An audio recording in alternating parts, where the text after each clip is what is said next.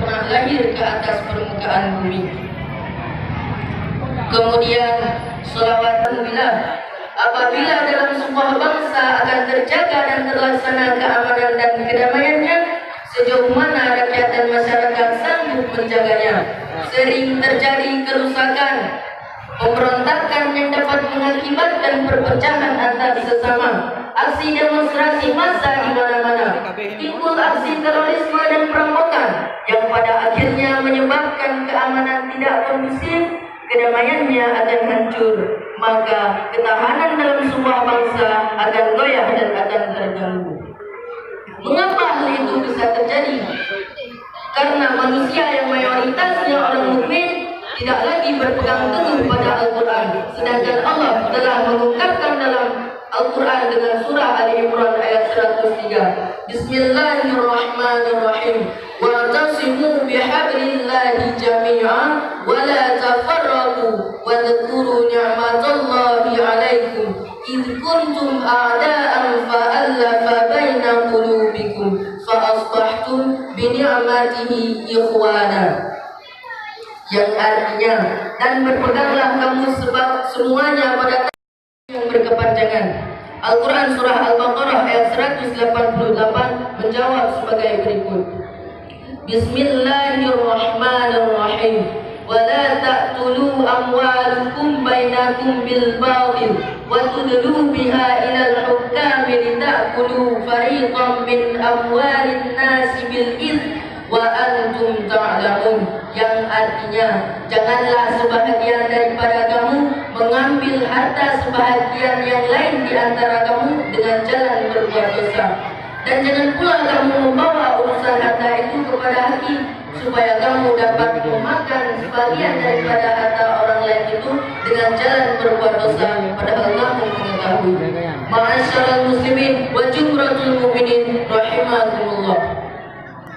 Muhammad Quraisy Shihab dalam tafsirnya Al-Misbah mengungkapkan bahwa, dan janganlah kamu mengambil harta orang lain dan menguasainya tanpa hak, dan jangan pula kamu mengambil harta orang lain dan menguasainya tanpa hak, dan jangan pula kamu membawa perkara harta itu kepada dewan hakim yang berwenang untuk memutuskan perkara, bukan untuk peroleh hak kalian, melainkan untuk dapat memakan sebahagian daripada harta orang lain itu dengan jalan berbuat dosa, padahal kamu mengetahui. Hadirin sekalian, mungkin inilah sebabnya pemimpin kita berani korupsi dan memakan hak fakir miskin, karena mereka tidak berpegang teguh pada Al-Quran, dan sayang mereka tidak mengenal antara yang hak dan yang batil, yang haram dan yang halal. Kerakusan mereka dan ketamakan mereka disebabkan oleh ketidakseimbangan antara jasmani dan rohani. Umumnya sudah dewasa, tapi rohaninya masih belia. Sigmund Freud, seorang tokoh, menjelaskan, seorang wanita mendapatkan kenikmatan di saat mereka melakukan dua hal. Yang pertama, di saat mereka mengeluarkan kotoran dan melihat tumpukan yang besar. Begitu pula dengan para koruptor, mereka mendapatkan kenikmatan di saat mereka melihat tumpukan harta yang besar. Yang kedua, di saat mereka memasukkan sesuatu ke dalam mulut mereka. Begitu juga dengan para koruptor, mereka mendapatkan kenikmatan di saat mereka santap aspal jalan, makan besi jembatan, semen-semen masjid, dan tiang-tiang balai pengajian. Hadirin sekalian, pemimpin yang seperti inilah yang mesti kita takutkan, karena mereka tidak berpegang teguh pada Al-Quran dan mereka tidak takut akan azab Tuhan.